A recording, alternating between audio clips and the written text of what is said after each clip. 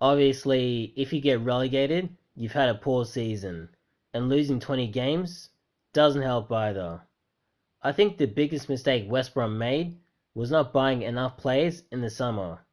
I think the only players they brought in were Grady Diagana, which I thought was a decent signing, but it wasn't enough, and also Bronislav Ivanovic, who they got on a free transfer, and he was like 36 or 37, so he was definitely past it. So going into the first game of the season against Leicester at home, I agree with Slaven Bilic's decision to go with five at the back.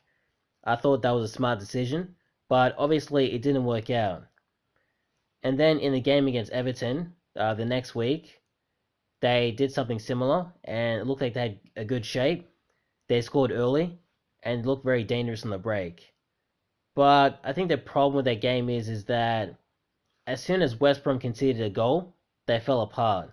And then obviously they got a red card as well. So that was that was a shocking decision by I can't remember his name. He was an ex-Arsenal player. I think Kieran Gibbs, that's right. I don't know what he was thinking. Let the team down massively in a season where, it's your first season up from the championship, so you want to start the season well. But obviously, ridiculous what he did. And then after that, they played Chelsea at home, which that was an outstanding performance. Obviously, Chelsea were poor in that first half, but you take full advantage where you can. They should have gotten 3 points in that game. Obviously, they conceded three and a late one as well. Um, that cost them the 3 points. And, after that, it was Southampton. They lost 2-0. So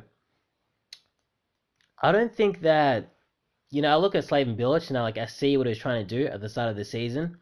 He was trying to be compact, and I think it worked to a degree, but I don't trust any of these players. Like, defensively, they are just shocking, which is why he should have tried to bring in one or two defenders in the summer. So that was a massive missed opportunity. Because now all you're doing is playing catch up. So every week you're playing against teams that, are basically going to score against you. Players of real quality in the Premier League, and they're going to take their chances when they come.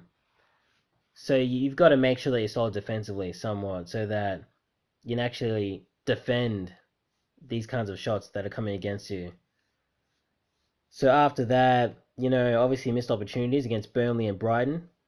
And really, yeah, the summer transfer window, that really screwed West Brom. I mean, I think everybody was talking about it. Like, how's West Brom, excuse me, how's West Brom going to stay up if they don't bring in any players? And look what happens. You don't bring in any players of real quality, and this is what happens. Like, absolutely ridiculous. If I was in Slave and Bilic's shoes, I probably would have left during that summer because what are you going to do? You're going into a new season with no new players, players of championship quality, and, you know, there's not much they're really going to do in the Premier League because, well, let's face it, they're just not good enough. You need players of a certain quality, Premier League quality, to be able to compete at the top level because no game is easy. But obviously, fair play to Slaven. He actually stayed on. If I was him, I would have left. Like, yeah, day one. All right, how much money am I getting in the summer transfer window? Let's say they say, all right, we're gonna give you about 15 to 20. Just leave. He would have needed at least 80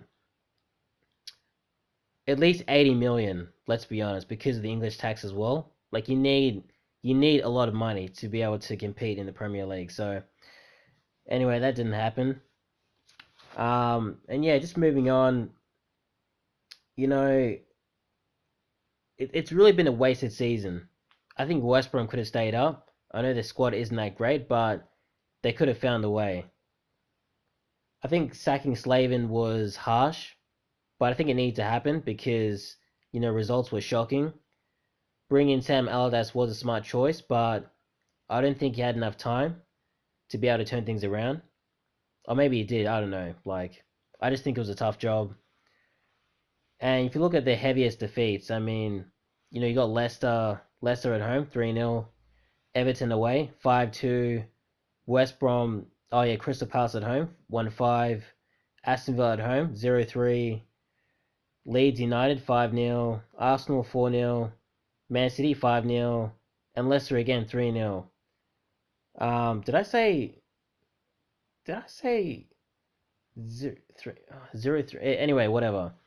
Yeah, so some really, really shocking defeats.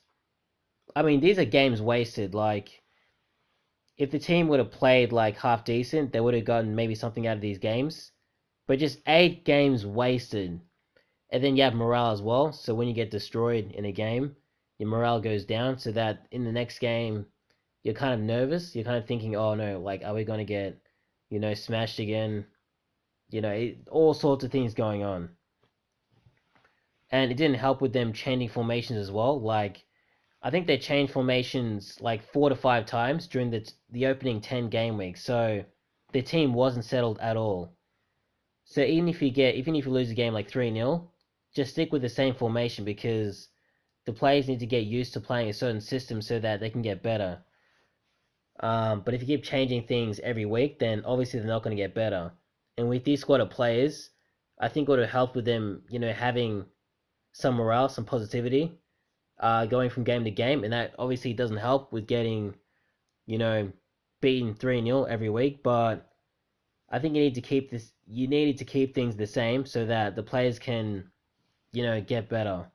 I think that would have been the way to go, even though it's easier said than done. And yeah, there's a whole slew of issues we can talk about. But yeah, I think that's about it for now.